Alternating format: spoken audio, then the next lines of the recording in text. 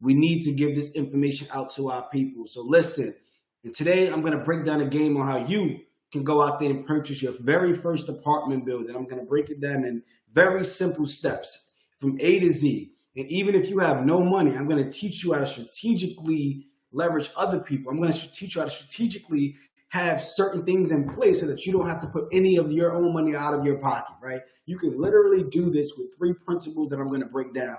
So make sure you stay tuned and tap in with me. We're going to get this thing going. Mogul life. Mogul life. Yeah, mogul life. Had to come out of the struggle. Now I'll be dodging the trouble. I don't be making it rain, though I came up from the puddle. I be investing in things, making my little money double. When you going out there and you buying apartments, it's less competition. You don't have the same type of competition as single families, because guess what? Everybody's buying single families because they want the American dream. Most people want the big house with the pool, the backyard, the big fence, the dog. Like, that's what everybody wants, that American dream. But it's really a nightmare because you put down 3.5%, right? They got the FHA program. You put down 3.5%. Now you got a mortgage that you're paying over 30 years. And then by the time you pay off the mortgage, you're paying 2 times what the property is worth, right? Because now you're paying interest. So you basically working for real estate. If you fall behind on your mortgage, you get foreclosed on. So you just a glorified tenant. So that's why I say, instead of looking at real estate and making it work and you working for it, you got to make it work for you and look at it as a business and buy apartments and as a CEO. And now you could now put the processes in place.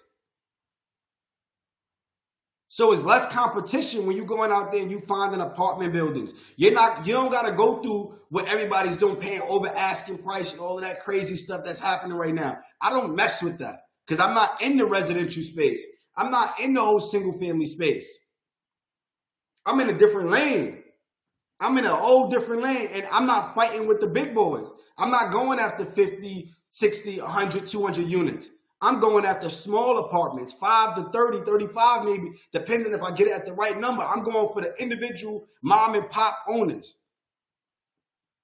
So like, I'm going to break it down. I'm going to give y'all a real life scenario. So I bought a 6-unit building.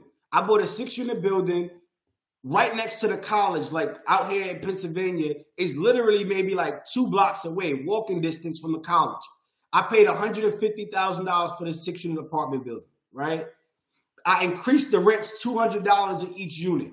And then I got the tenants to transition over to my electric company, my gas company. I pay the water, so I actually put it into the water company that I'm partnering with. So now I just took my property, my building that I paid $150,000 for, and now I got offers on that same building for $400,000. I'm not selling it though. Like I just, you know what I mean? I just want to see what I could get for it. So if I was to sell that property, you're talking about an additional $200,000 that I could go and double down on anything else. Like it's a no-brainer, y'all. It's a no-brainer. It's a no-brainer. Now, let's talk about how you find these type of deals. Because most of y'all probably thinking, damn, like, yeah, it sound good, but how do I find that, right? You say it's no competition. How do you find these type of deals? Okay, I'm going to tell you, you got to get outside, y'all. A lot of y'all sitting behind a desk. A lot of y'all watching social media. A lot of y'all just sitting around on your phone and you're not getting outside trying to find deals.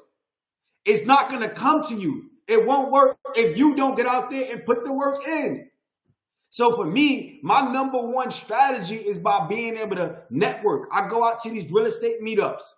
I go to these networking meetings. If you got a local real estate office in your area, drive by one day, stop, knock, and give your business card. Introduce yourself, because that's the best way to find deals, through a network.